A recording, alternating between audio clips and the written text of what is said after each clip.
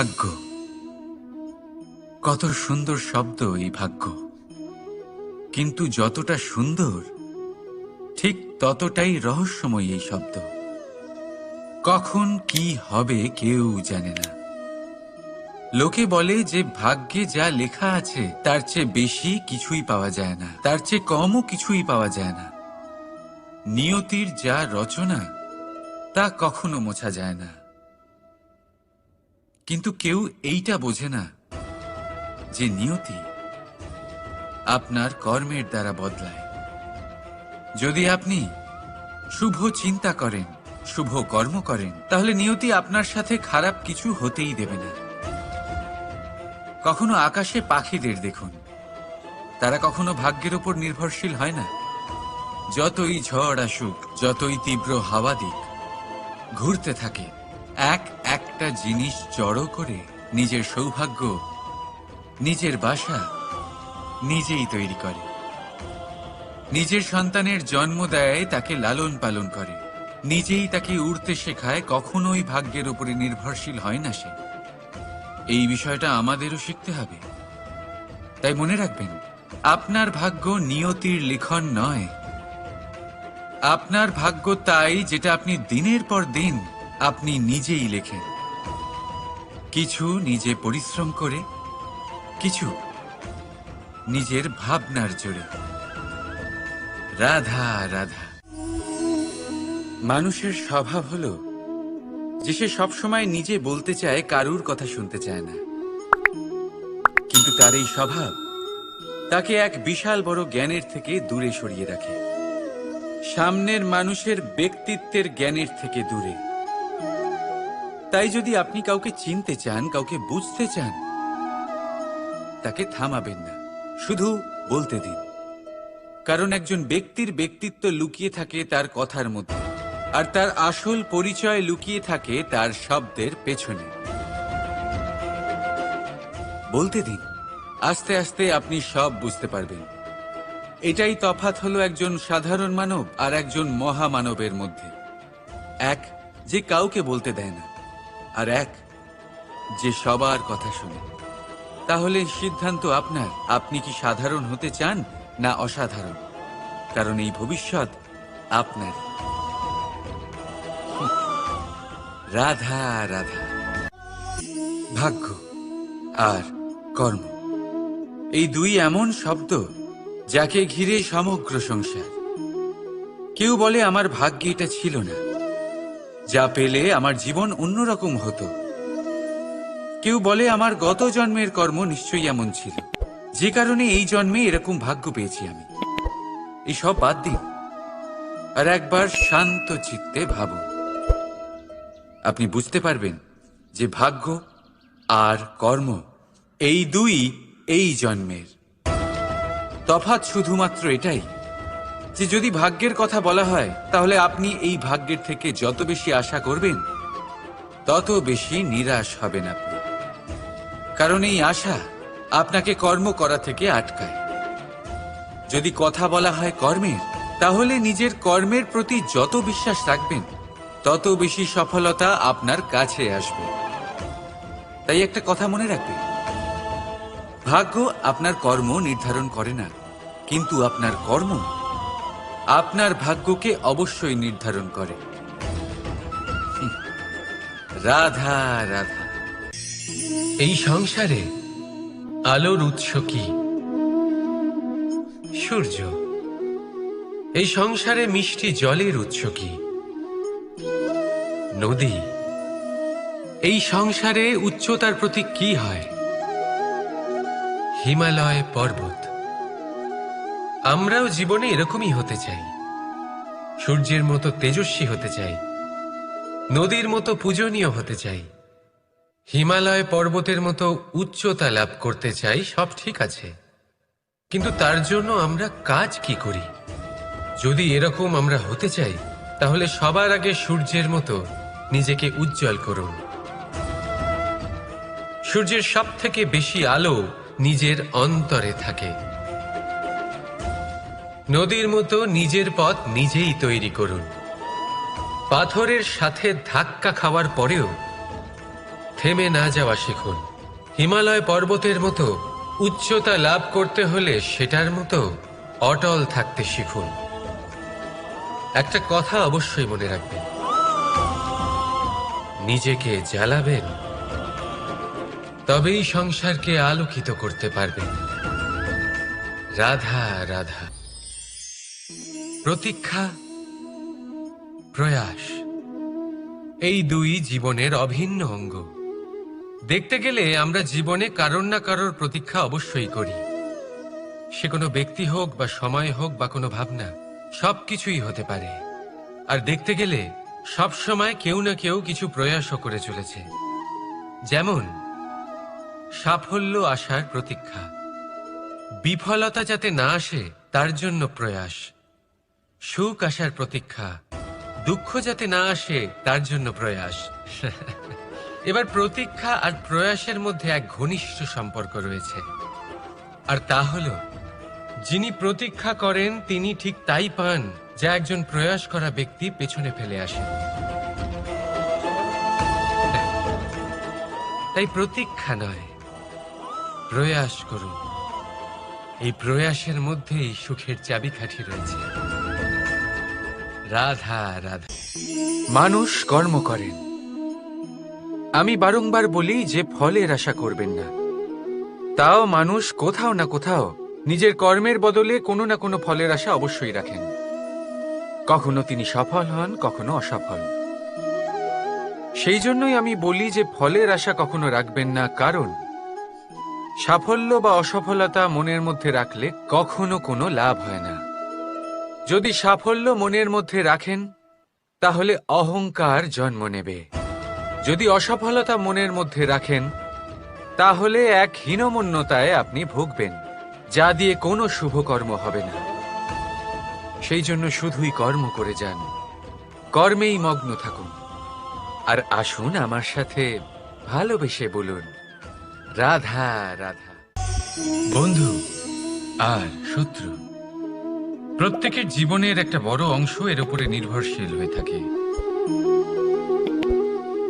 আপনার জীবনে সফলতা আর অসফলতাও এর উপরে নির্ভরশীল। কিন্তু এই বন্ধু এবং শত্রুদের খুঁজে পাওয়ার জন্য আপনাদের বাইরে যাওয়ার প্রয়োজন নেই, কারণ এরা স্বয়ং আপনার ভেতরেই আছে।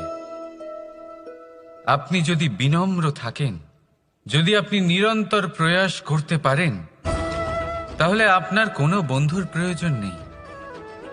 যদি আপনার মধ্যে অহংকার থাকে, যদি প্রতি কথায় আপনার মধ্যে ক্রোধ উৎপন্ন হয়, তাহলে আপনার শত্রুর কোনো প্রয়োজনই নেই। নিজের অন্তরের এই বন্ধু ও শত্রুকে চিনুন, আর আমার সাথে ভালোবেসে বলুন, রাধা রাধা। একে চিনতে পারলেন? একে কুঠার বলা হয়। আপনারা জীবনে কোথাও না কোথাও কোনো না কোনো রূপে এটা দেখেই থাকবেন। একটা ব্যাপার নিশ্চিত, এই কুঠার ছাড়া কোনো বৃক্ষকে কাটতে পারা সরল নয়।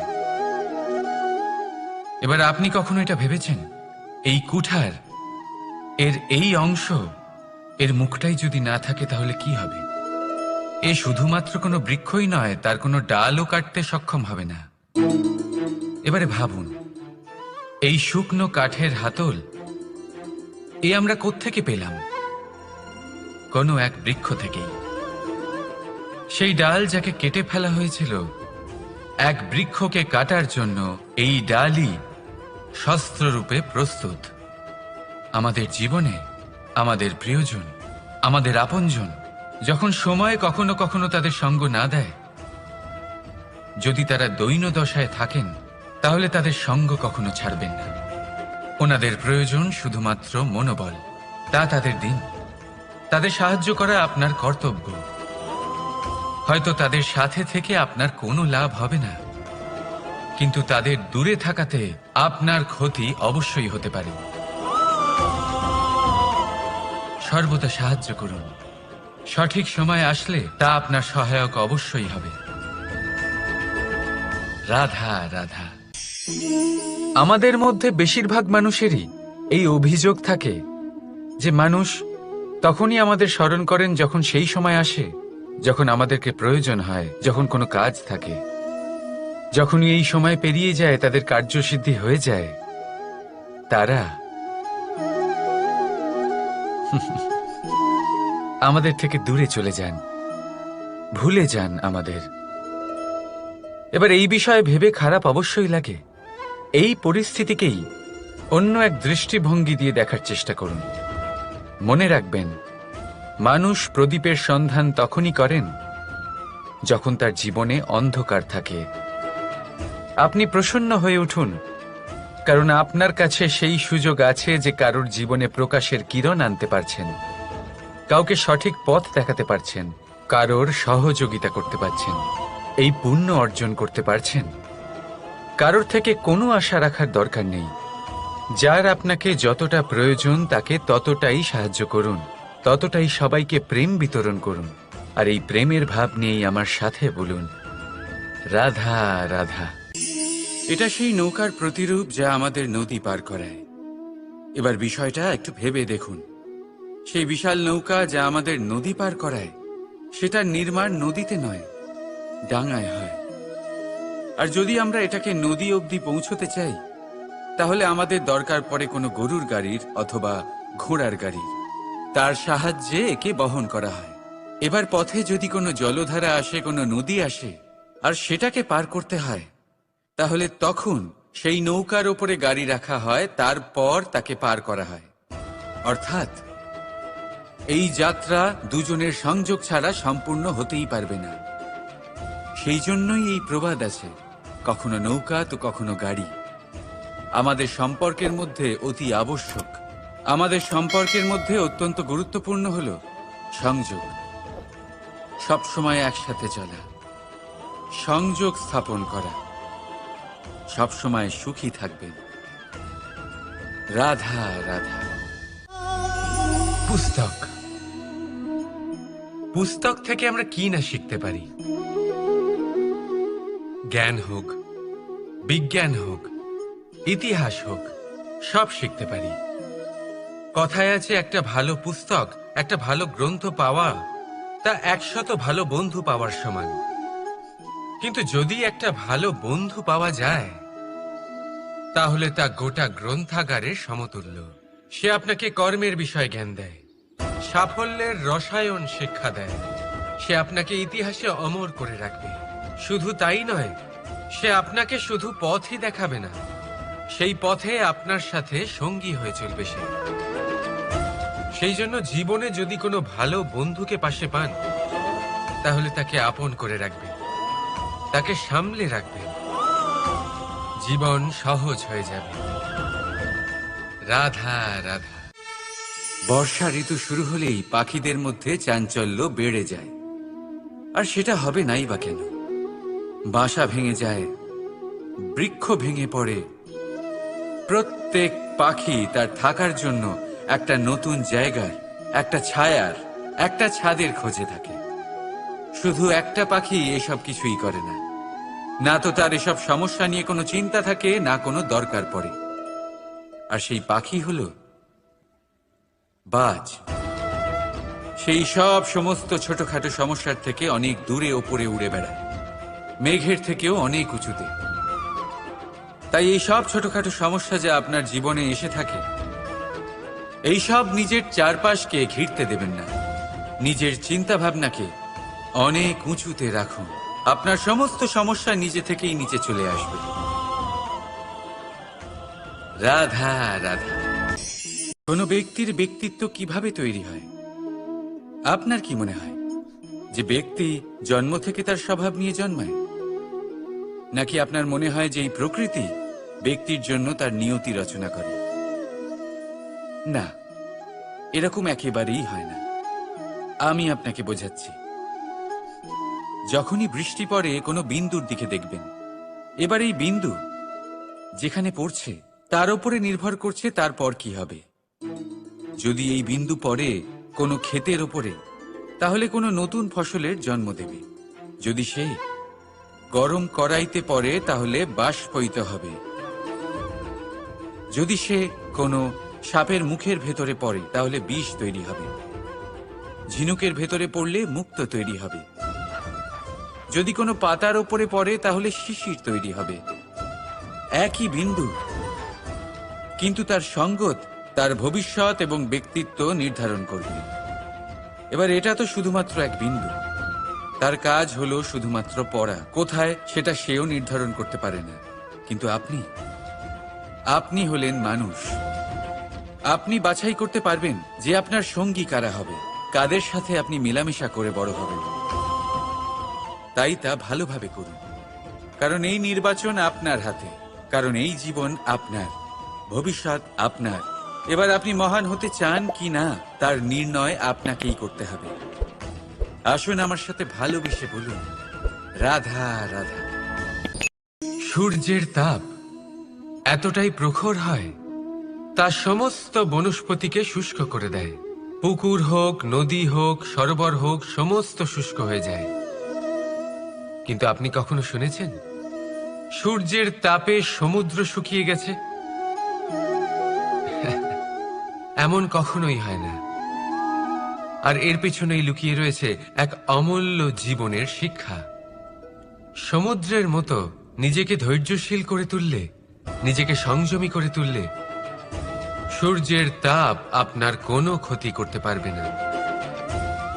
আপনার অন্তর থেকে সেই তাপ বাষ্পায়িত হয়ে মেঘ তৈরি হয়ে সূর্যকে ঢেকে দেবে, আর তারপর হবে শুধু সাফল্যের বৃষ্টি। তাহলে আসুন আর আমার সাথে ধৈর্যের সাথে বলুন, রাধা রাধা। মানুষ অসুস্থ কেন হন?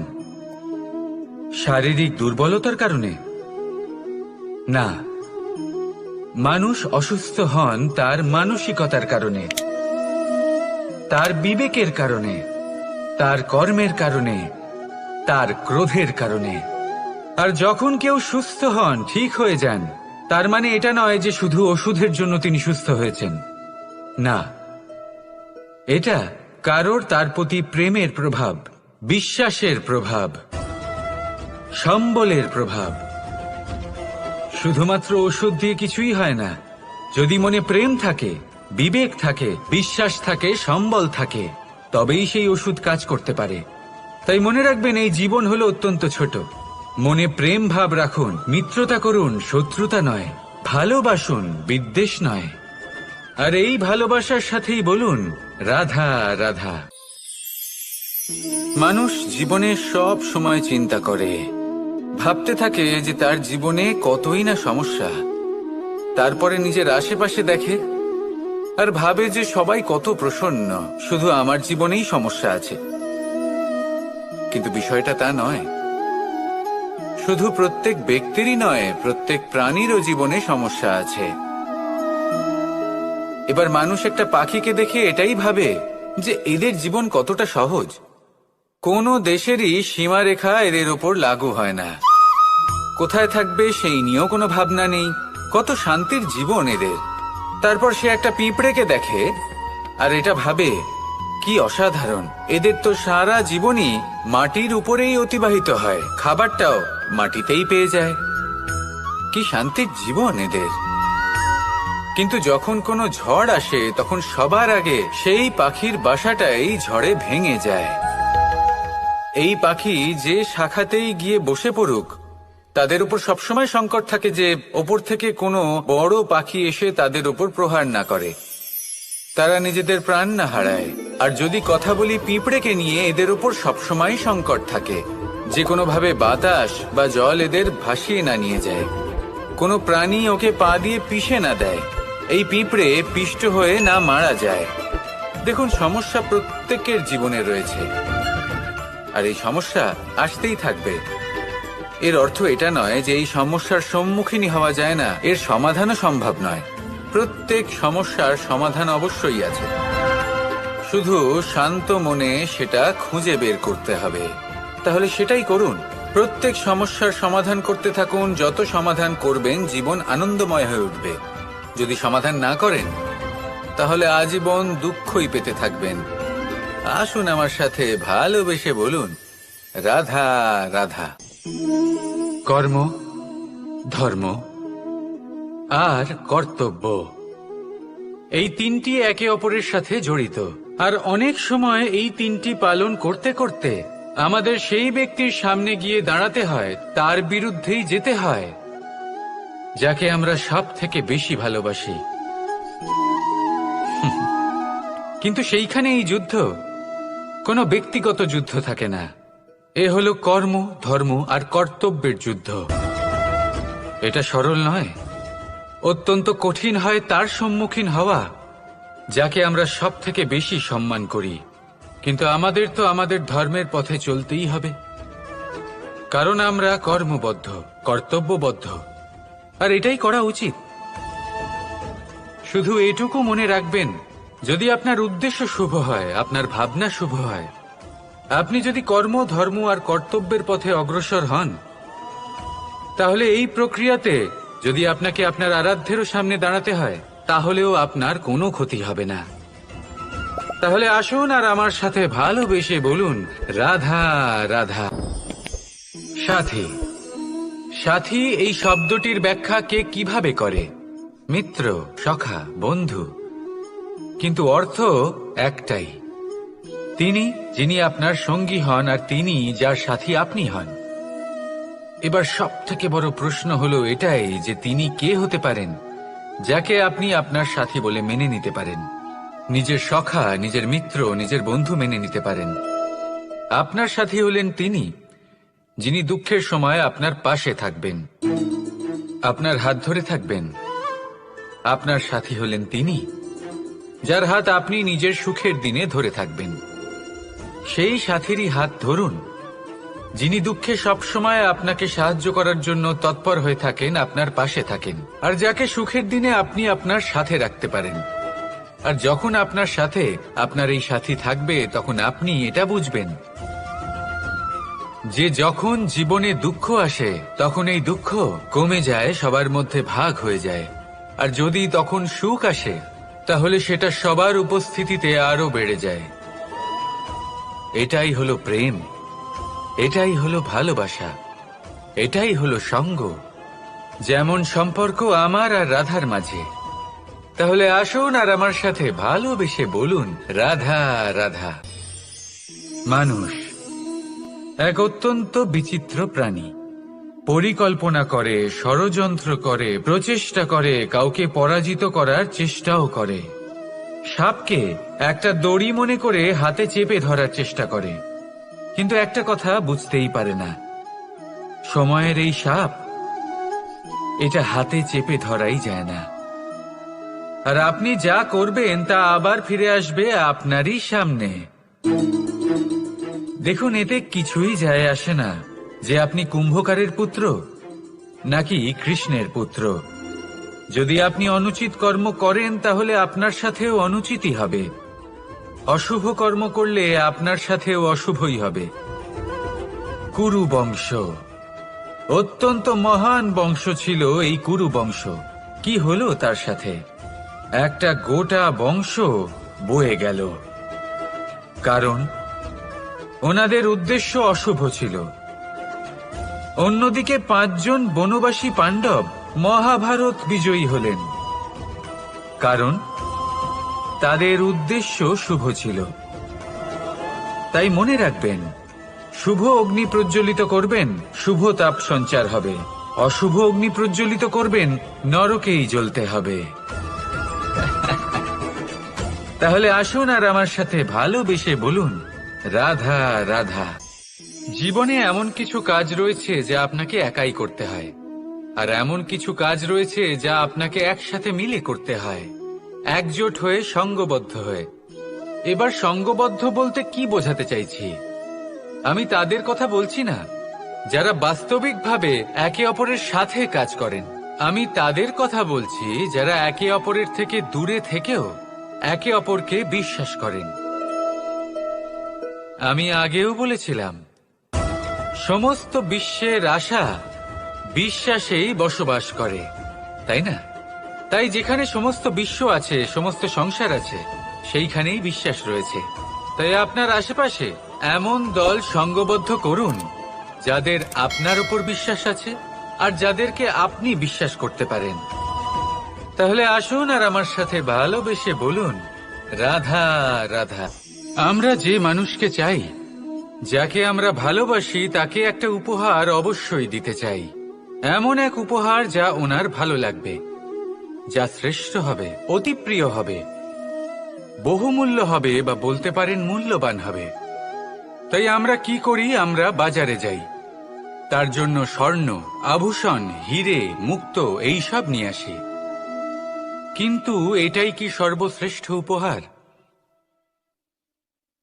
কখনোই নয়। সর্বশ্রেষ্ঠ উপহার হলো স্বাধীনতা, তাকে নিজের মনের মতো বাঁচার স্বাধীনতা। যদি আপনি কাউকে স্বাধীনতা না দিতে পারেন, তাহলে সে কোথাও না কোথাও বন্দী হয়ে যায়, তার বিকাশ কোথাও না কোথাও আটকে যায়। কিন্তু যদি আপনি কাউকে স্বাধীনতা দিতে পারেন, তাহলে আপনি দেখবেন ও সমস্ত সংসারকে, এই জীবনকে নিজের দৃষ্টিভঙ্গি দিয়ে দেখবে, বুঝবে যে কোনটা হলো উচিত আর কোনটা হলো অনুচিত। আর এটাই হলো সর্বশ্রেষ্ঠ।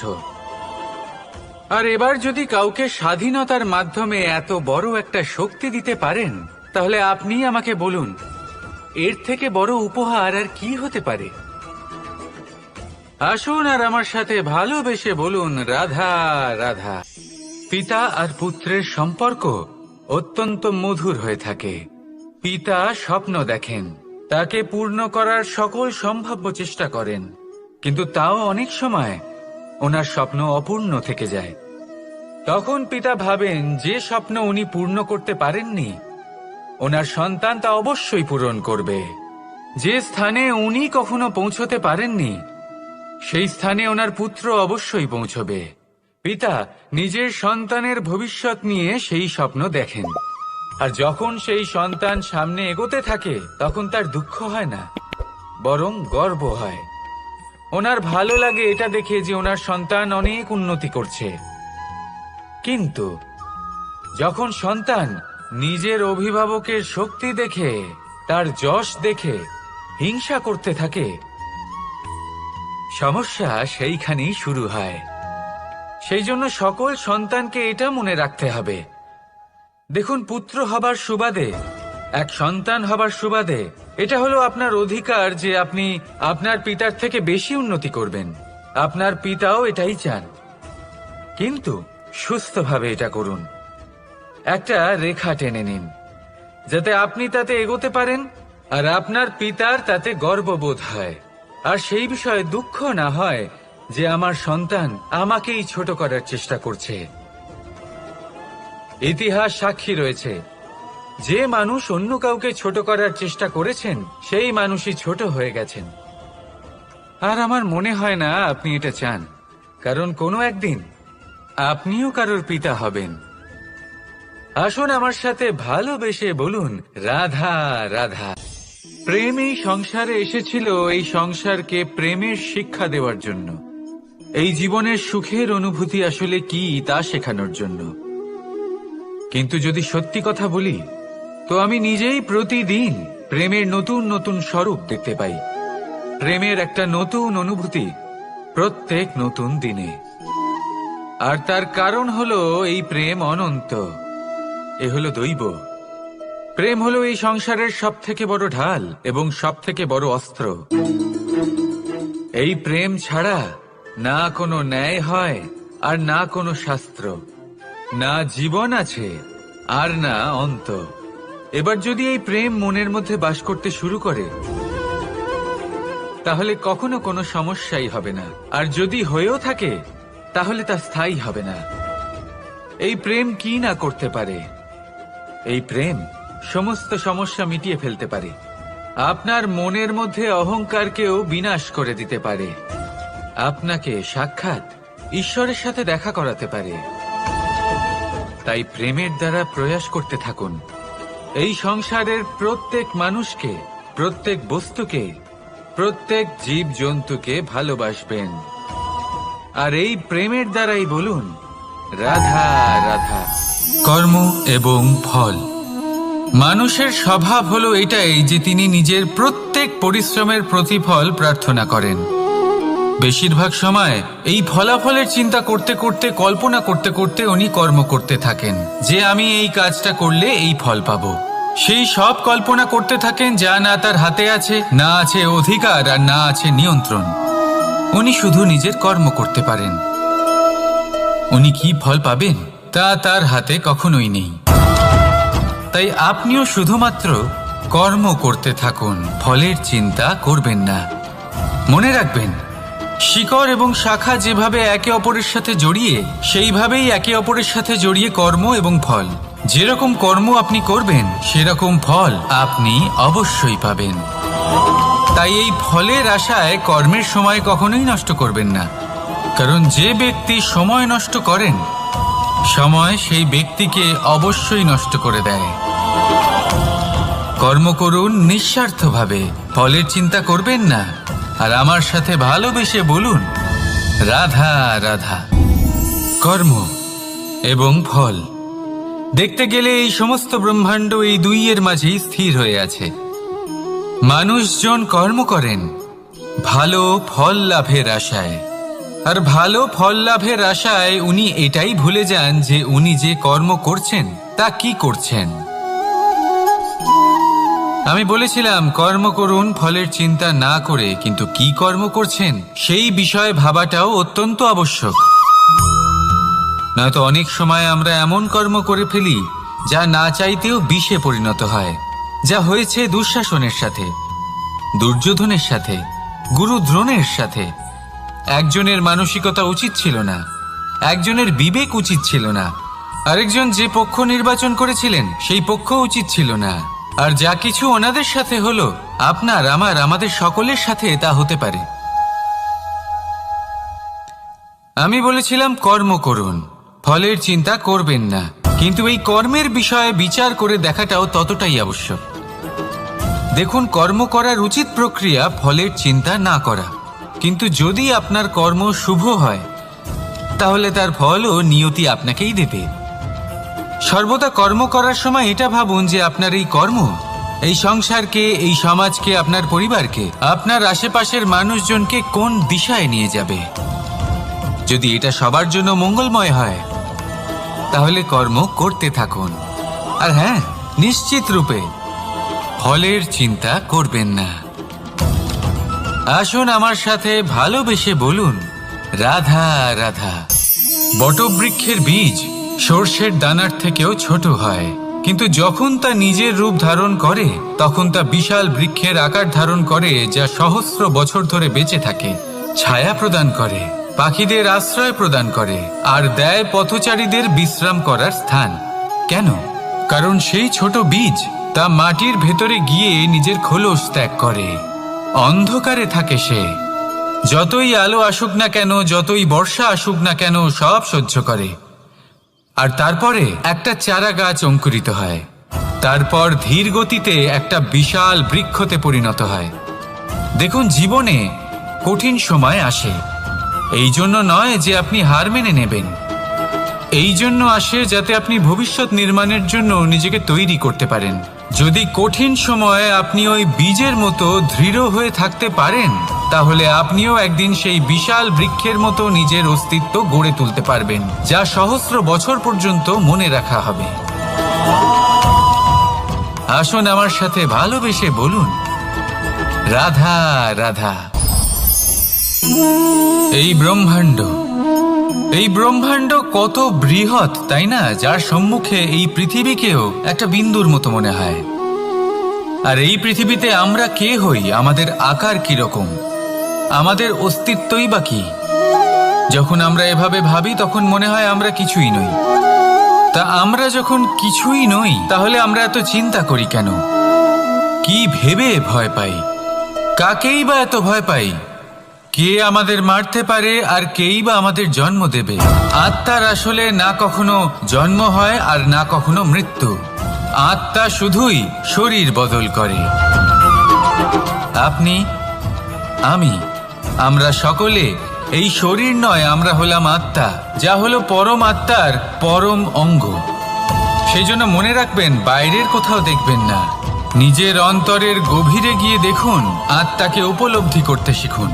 ক্লেশ, ভয়, চিন্তা, এই সব কিছুর থেকে নিজেকে দূরে রাখুন, তাহলেই উপলব্ধি করতে পারবেন পরমাত্মা কে।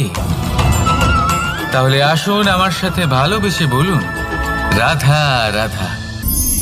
পরিবর্তন এই সংসারের শাশ্বত নিয়ম। কোনো রাজা নেই যিনি চিরকাল রাজা থাকেন, কোনো ধনী ব্যক্তি নেই যিনি চিরকাল ধনী থাকবেন। এই সংসারে সূর্যের স্থান নেওয়ার জন্য চন্দ্রিমার আগমন ঘটে। কোন স্থান যাকে পতিত বলা হয়েছিল সেখানে মহল তৈরি হয়েছে। কোন স্থান যাকে আজ মলিন বলা হয়েছে কাল সেখানে মন্দিরও স্থাপন হতে পারে। কোনো ঋতু চিরকালের জন্য থাকে না, কখনো সময় চিরকাল একরকম থাকে না। আজ যে আপনার কাছে রয়েছে কাল অন্য কারোর ছিল, আজ যে আপনার কাছে রয়েছে কাল তা অন্য কারোর কাছে চলে যাবে। আপনার সাথে কিছু থাকলে তা হলো আপনার কর্ম, কিন্তু সেই কর্মের পরিণামও আপনার নয়। আপনি শুধু কর্ম করুন, বাকি সবকিছুই পরিবর্তনশীল। কিন্তু সেই পরিবর্তনকে দেখে ভয় পাওয়ার প্রয়োজন নেই, তাকে স্বাগত জানান। যদি আপনি হাসি মুখে সেই পরিবর্তনকে স্বাগত জানান, তাহলে এই পরিবর্তনও হাসি মুখে আপনার সাথে থাকবে। আসুন আমার সাথে ভালোবেসে বলুন, রাধা রাধা। সময়, এই সময় আসলে কি? এই সময় একটা সরল রেখা তো কখনোই নয়। সময় হলো একটা চক্র, যেখানে এর আদি সেখানেই হলো এর অন্ত, আর যেখানে তা শেষ হয় সেখান থেকেই তার শুরু হয়। এই সময় একটা অত্যন্ত বিচিত্র চিন্তা, বিচিত্র ভাবনা, একটা বিচিত্র বস্তু যা কেউ বুঝতে পারেন না। এই সময়ের লীলা, এর কোনো প্রমাণ নেই, কোনো জ্ঞান নেই, কোনো পরিমাপ নেই। শুধু এটুকু আমরা জানতে পারি, যেখানে শেষ হবে সেখান থেকে একটা নতুন সূচনাও হবে। যা আজ আপনার কাছে আছে কাল অন্য কারোর কাছে যাবে, তারপরে তার কাছ থেকেও অন্য কারোর কাছে যাবে, তারপরে তার থেকেও ছিনিয়ে নেওয়া হবে। এই নিয়তির একজনের কাছ থেকে অন্যজনের কাছে আদান প্রদানের এই সময় হলো আপনার সময়। এই সময়ের সদ্ব্যবহার করুন, এই সময়কে বাঁচুন। আপনাকে শুধু এটাই সুনিশ্চিত করতে হবে যে আপনি কোন পক্ষে আছেন। আর সত্যি বলতে কি, আপনার জীবনের পরিণাম নির্ভর করে আপনার নির্বাচনের ওপর। আপনি কোন পক্ষ নির্বাচন করছেন। তাহলে মনে রাখবেন, জীবনে সেই পক্ষই নির্বাচন করবেন যা চয়ন করার পরে আপনি সুখ অনুভব করবেন, আপনি সন্তোষ লাভ করবেন, প্রসন্নতা লাভ করবেন। আর আমি এটাই সুনিশ্চিত করব যে এই পক্ষ যেন শান্তির পক্ষ হয়, এই পক্ষই যেন প্রেমের পক্ষ হয়। তাহলে চিন্তা করবেন না, আর আসুন আমার সাথে ভালোবেসে বলুন, রাধা রাধা। দৃষ্টি আর দৃষ্টিভঙ্গি, এই সমগ্র লীলা হলো এই দুইয়ের। বিচিত্র হতে পারে, কিন্তু এটাই সত্যি। এবার আপনাকে একটা উদাহরণ দিয়ে বোঝাই। অনেক সময় আপনি কোনো ব্যক্তিকে এটা বলতে শুনবেন যে আমি আমার নিজের উপরে গর্ব করি, আমি নিজেকে নিয়ে গর্ব করি, আমি খুব ভালোভাবে আমার মা বাবার সেবা করি, ওনাদের আমি সবসময় সুখী রাখি, ওনাদের আমি একটা বাড়ি দিয়েছি, সকল সুখ সুবিধা দিয়েছি, ওনাদের জীবনে প্রত্যেক জিনিস দিয়েছি আর দেব যা তাদের প্রয়োজন। এবার আমাকে বলুন যে আপনি কে হন। আপনি হলেন সেই বীজ যা আপনার মাতা পিতা রোপণ করেছেন। আপনার মা বাবাই আপনাকে এই সংসারে জন্ম দিয়েছেন। এবার এইসব কথার কি তাৎপর্য? এই হলো সেই ব্যক্তির দৃষ্টিভঙ্গি। এবার দেখা যাক এই প্রকৃতি আমাদের কি শেখায়। কখনো কোনো গাছকে দেখবেন, যখন সেই গাছে ফল আসে, সে মালিকে এটা বলে না যে দেখো আমি তোমাকে ফল খেতে দিচ্ছি। সেই বৃক্ষ এটা বলে না যে দেখো আমি তোমায় আহার করতে দিচ্ছি, কারণ ও জানে যে এটা হলো সেই মালির পরিশ্রম, এটা হলো তারই কর্মের ফল, আর এটা তারই পাওয়া উচিত। সে বলে যে তোমার জিনিস তোমাকেই অর্পণ করলাম, এ আমার জিনিস নয়।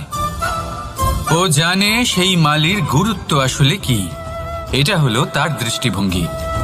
সেই জন্য আপনি জীবনে কোন ব্যক্তির মধ্যে, কোন পশু পাখির মধ্যে, কোন প্রাণীর মধ্যে, কোন পরিস্থিতিতে, কোন আবেগের মুহূর্তে কি দেখতে পাচ্ছেন, সেটা আপনার দৃষ্টিভঙ্গির উপরে নির্ভর করছে।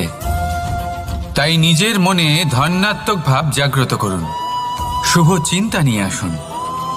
এই ভাবনাই সত্য হয়ে সামনে আসবে। এই দৃষ্টিভঙ্গি এমন হয়ে যাবে যে আপনার জীবনে সবকিছুই শুভ হবে। তাহলে আসুন আর আমার সাথে ভালোবেসে বলুন, রাধা রাধা। প্রতিশোধ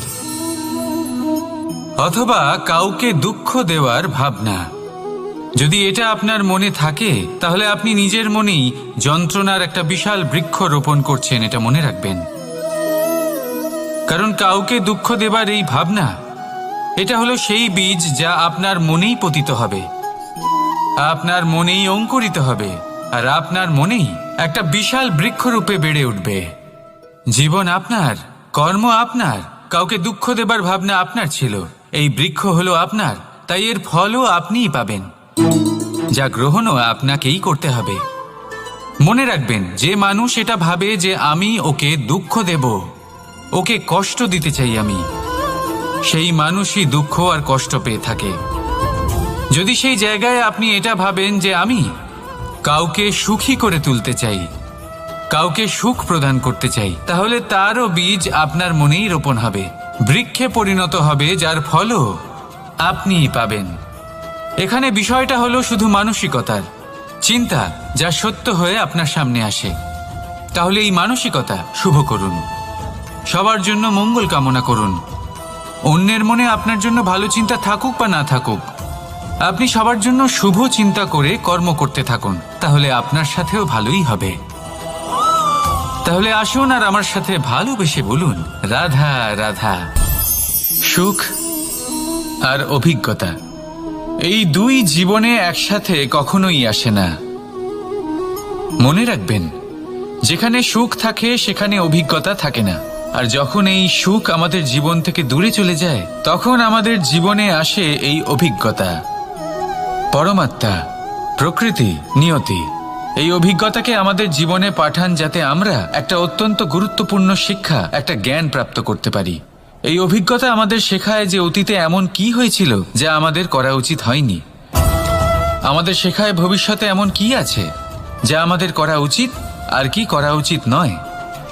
দেখতে গেলে এই অভিজ্ঞতা আমাদের সেই শিক্ষা দেয় যার জন্য আমরা সুখের দিকে উচিতভাবে অগ্রসর হতে পারি। সেই জন্য জীবনে যখনই দুঃখ আসবে, দুঃখের এই সময় আসবে, তখন হতাশ হবেন না। বোঝার চেষ্টা করুন এই পরিস্থিতি কেন এসেছে, কি শিক্ষা দিতে এসেছে। যদি আপনি সেই জ্ঞান লাভ করেন, সুখের পথে অগ্রসর হন, তাও উচিত রূপে, তাহলে এই অভিজ্ঞতার উদ্দেশ্য পূরণ হয়ে যায়। তাহলে আসুন আর আমার সাথে ভালোবেসে বলুন, রাধা রাধা। জীবনে শিখরে পৌঁছানোর জন্য মানুষের কি প্রয়োজন হয়ে থাকে? সিঁড়ির।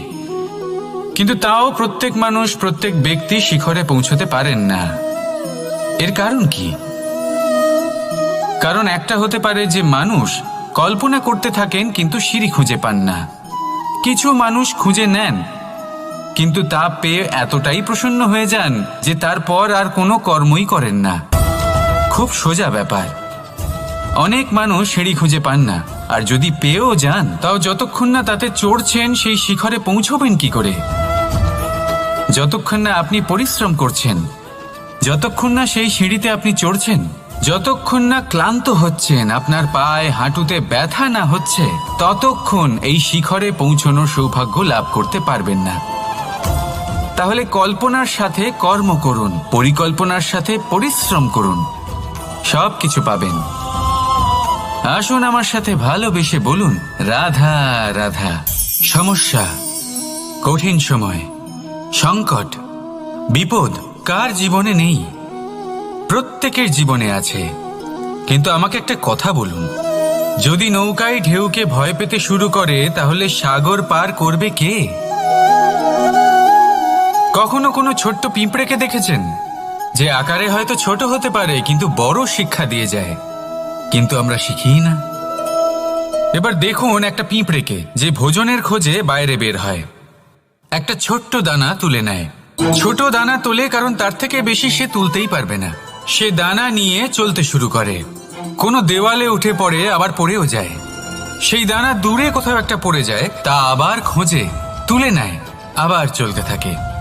পড়ে যায় আবার ওঠে, পড়ে যায় আবার ওঠে, সেই দানাটা রেখে দেয়, আবার বেরিয়ে পড়ে ভোজনের খোঁজে। পরিশ্রম করতে থাকে কিন্তু হার মানে না। এই শিক্ষাই তো আমাদের প্রাপ্ত করতে হবে।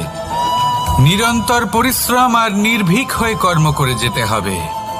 এটাই হলো সাফল্যের মাধ্যম, এটাই হলো জয়ের মন্ত্র, অচ্যুত অজয় অস্ত্র। তাহলে আসুন আর আমার সাথে ভালোবেসে বলুন, রাধা রাধা। আমরা সকলে চাই আমাদের জীবনে সাফল্য আসুক। আমরা চাই যে এই সংসারে আমাদের খ্যাতি ছড়িয়ে পড়ুক। আমরা চাই যেন আমরা আলোচিত হই। কিন্তু শুধু চাইলেই কি যায় আসে? যদি এই সংসারে আলোচিত হতে হয় তাহলে পরিচিত হতে হবে পরিশ্রমের দ্বারা। যতক্ষণ না আপনারা পরিশ্রমের সাথে পরিচিত হবেন, সাফল্যের সাথে পরিচিত হবেন না। সংঘর্ষ করতে হবে প্রতিদিন, প্রতি বছর। জীবনের সব পরিস্থিতিতেই হয়তো নতুন নতুন বাধা আসবে, নতুন নতুন বিঘ্ন ঘটবে। কিন্তু এটা আবশ্যক নয় যে সমস্ত বিঘ্ন বিনাশের জন্য আসবে। কিছু বিঘ্ন আপনার পথ প্রশস্ত করার জন্য আসবে, আপনার পথ পরিষ্কার করার জন্য আসবে। যদি আপনাকে উদাহরণ দিই, যখন বন্যা আসে, বাড়ি ঘর ভেসে যায়, তখন আমরা হতাশ হয়ে পড়ি, আমরা দুঃখী হয়ে পড়ি। কিন্তু সেই বন্যাই আমাদের সেই ধরিত্রীকে এত উর্বর করে তোলে যে সেই উর্বর অংশ কাজে লাগিয়ে আমরা সেরকম আরো 10টা বাড়ি বানাতে পারি। তাহলে ধন্যাত্মক থাকুন আর যে কোনো সংঘর্ষের জন্য প্রস্তুত থাকুন। জীবনে অনেক দূর যেতে পারবেন। তাহলে আসুন আমার সাথে ভালোবেসে বলুন, রাধা রাধা। জীবনে কখনো কখনো আমরা সেই পরিস্থিতিতে ফেসে যাই যখন আমাদের মনে হয় যে আমাদের নতুন কিছু একটা করতে হবে, কিন্তু আমরা করতে পারি না। কারণ কোথাও না কোথাও আমরা রীতির দ্বারা আবদ্ধ, আর আমরা সেই রীতি ভাঙতে চাই না। কেবল একটাই প্রশ্ন আসে মনে, আশেপাশের মানুষ কি বলবে, আশেপাশের মানুষ কি ভাববে। আপনাকে একটা প্রশ্ন করি, কারা এই মানুষজন? আপনার জন্মের সময় এই মানুষজন কোথায় ছিলেন? যখন আপনি কোনো সমস্যায় পড়েন তখন এই মানুষজন কোথায় থাকেন? এগিয়ে এসে কি আপনাকে সাহায্য করেন, নাকি সেই সমস্যার সমাধান আপনি নিজেই করেন?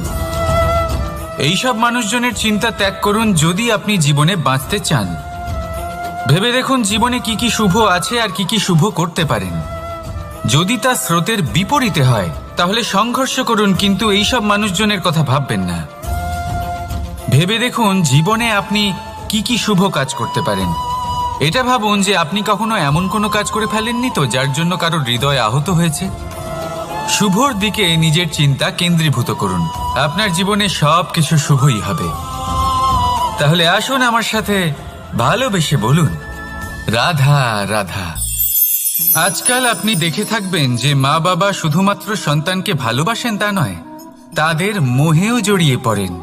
বিদ্যালয়ে যখন পাঠান তখন সমস্ত সুযোগ সুবিধা দিয়েই পাঠান। চেষ্টা করেন যে সবসময় যেন সন্তান তাদের চোখের সামনেই থাকে। কিন্তু ভুলে যান এক অত্যন্ত গুরুত্বপূর্ণ কথা, যে সন্তানকে এক নতুন দৃষ্টিভঙ্গি দেওয়াই হলো ওনাদের কর্তব্য। সেই জন্য পুরাতনকালে শিষ্যদের গুরুকুলে পাঠানো হতো, বাড়ির থেকে দূরে। কারণ বাড়ি ছেড়ে যাওয়া এক সন্তানের জন্য, এক শিষ্যের জন্য অত্যন্ত শুভ লক্ষণ হয়। যখন সে বাড়ির থেকে দূরে, গৃহস্থের থেকে দূরে থাকবে, তখন এই সংসারকে সে এক নতুন দৃষ্টিভঙ্গি দিয়ে দেখবে, পরখ করবে, বুঝতে পারবে, আর সবকিছু নিজে থেকেই শিখে যাবে। শিখে যাবে কখন আক্রমণ করতে হয়, কখন পিছু হটতে হয়, কিভাবে এই সংসারের সম্মুখীন হতে হয়। আর এটা আপনার দৃষ্টি ওকে শেখাতে পারবে না, ওর অভিজ্ঞতা ওকে শেখাতে পারবে। তাই মনে রাখবেন, যদি আপনি চান যে আপনার সন্তানের বিকাশ হোক, তাহলে অনেক সময় ওকে নিজের থেকে দূরে নিয়ে যেতে হয়।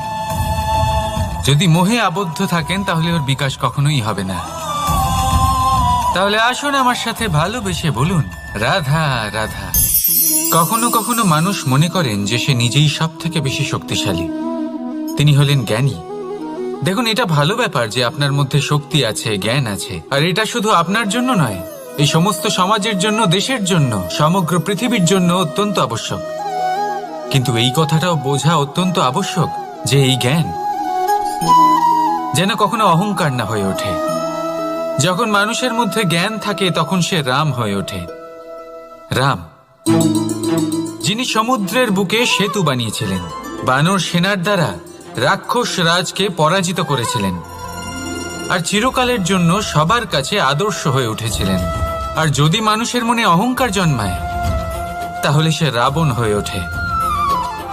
দেশে বিদেশে যতই খ্যাতি থাকুক না কেন সে রাক্ষস হয়ে ওঠে, নিজের সাথে সাথে সমস্ত কুলের বিনাশ করে বসে। এবার জ্ঞান নাকি অহংকার, আপনার কি চাই সেই সিদ্ধান্ত আপনার, আর আপনার এই সিদ্ধান্তই নিশ্চিত করবে যে আপনার কর্ম কি হবে, আর আপনার এই কর্মই নিশ্চিত করে দেবে আপনার প্রারব্ধ কি হবে। তাহলে শুভ কর্ম করুন আর আমার সাথে ভালোবেসে বলুন, রাধা রাধা। লক্ষ্যে পৌঁছানো অত্যন্ত কঠিন হয়। কেউ ভাবেন যে কেন এত কঠিন হয়, কেন এত কষ্ট করতে হয় লক্ষ্যে পৌঁছানোর জন্য। এই লক্ষ্য সরলভাবে কেন আমার কাছে চলে আসে না? চলুন আপনাকে একটা কথা বলি, যদি আপনার লক্ষ্য কঠিন না হয় তাহলে তাকে পাওয়া আপনার পক্ষে অসম্ভব হয়ে উঠবে। লক্ষ্যে পৌঁছানোর এই রাস্তায় আপনি যে কড়া রোদের সম্মুখীন হন, যার থেকে আপনি দূরে পালাতে চান, সেই রোদ আপনাকে প্রেরণা যোগায় যে আপনি এগোতে থাকুন।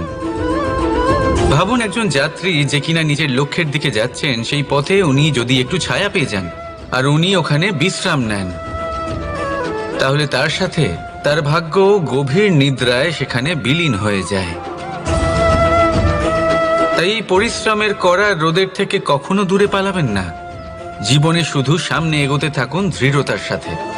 আর লক্ষ্য সরল হোক, কঠিন হোক বা অত্যাধিক কঠিন হোক, একটা কথা মনে রাখবেন, যে জীবনের লক্ষ্যে পৌঁছতে পেরেছে সে লক্ষ্য প্রাপ্তির জন্য আফসোস কখনোই করে না।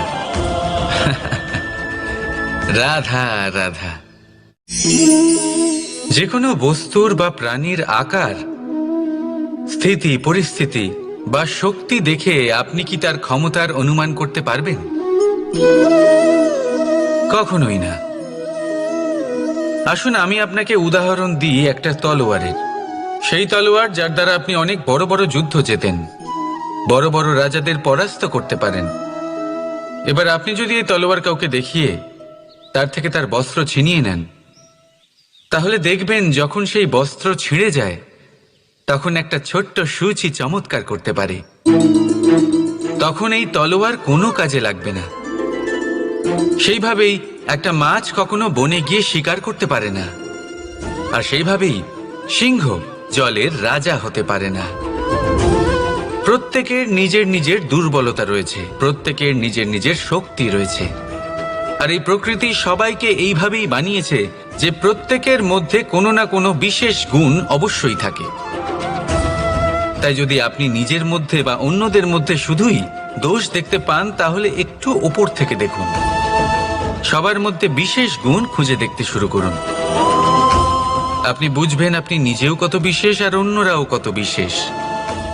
আপনি বুঝবেন এই সংসার, এই প্রকৃতি হলো কতটা বিশেষ। তাহলে আসুন আমার সাথে ভালোবেসে বলুন, রাধা রাধা। জলরাশির সাথে আমার প্রেম চিরন্তনের। তা সে মথুরার যমুনা নদীই হোক বা দ্বারকার সমুদ্রই হোক। সমুদ্রের ধারে চলতে চলতে যখন সেই কোমল ঢেউ পা ছুঁয়ে যায়, আহা, ক্লান্তি যেন দূর হয়ে যায়।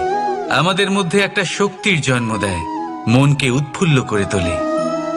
সেই ঢেউয়ের বিষয় কি আপনারা কখনো ভেবেছেন? এই ঢেউই যখন তটে আসে, ছোট পাথরের সাথে ধাক্কা খেয়ে বিক্ষিপ্ত হয়ে যায়। আর এমন এক সময়ও আসে যখন এই ঢেউই এত ভয়ঙ্কর হয়ে ওঠে যে সবকিছু ধ্বংস করে দেয়, সবকিছু নষ্ট করে দেয়। এর একটা সারমর্ম রয়েছে, একটা অত্যন্ত গুরুত্বপূর্ণ শিক্ষা রয়েছে যে কখনো কাউকে দুর্বল মনে করবেন না, কখনো না। কারণ এই দুর্বলতা যখন তার প্রকৃত শক্তির রূপ দেখায়, প্রবল বিনাশ সৃষ্টি করে। তাই কারোর বিনম্রতার, কারোর কোমলতার সর্বদা সম্মান করতে শিখুন। রাধা রাধা। লক্ষ্য, পথ আর সাফল্য, এই তিনটেই একে অপরের সাথে জড়িত, কিন্তু অনেকবার মানুষ এদের ঠিকভাবে বুঝতে পারেন না। তারা ভাবেন যে যেরকম লক্ষ্য হবে সেরকমই পথ হবে, সেই মতোই লক্ষ্য কঠিন হলে পথ কঠিন হবে, লক্ষ্য সরল হলে পথও সরল হবে। যদি আপনাকে আসল সত্যের সাথে অবগত করাই, তাহলে দেখবেন সবকিছুই এর উল্টো। লক্ষ্য নিজের পথ বানায় না, পথ সেটাই যেটা আপনি স্বয়ং নির্বাচন করে আপনি নিজে বানান। সেই অনুসারেই আপনি আপনার লক্ষ্যে পৌঁছতে পারবেন। সেই জন্য জীবনে যখনই লক্ষ্যে পৌঁছানোর পথের বিষয়ে আপনি কোনো সিদ্ধান্ত নেবেন, তাহলে তা ভেবে চিন্তে নেবেন, কারণ এই পথ অত্যন্ত গুরুত্বপূর্ণ। পথ যদি শুভ হয়, তাহলে লক্ষ্য আপনা থেকেই শুভ হয়ে যায়। তাহলে আসুন আমার সাথে ভালোবেসে বলুন, রাধা রাধা।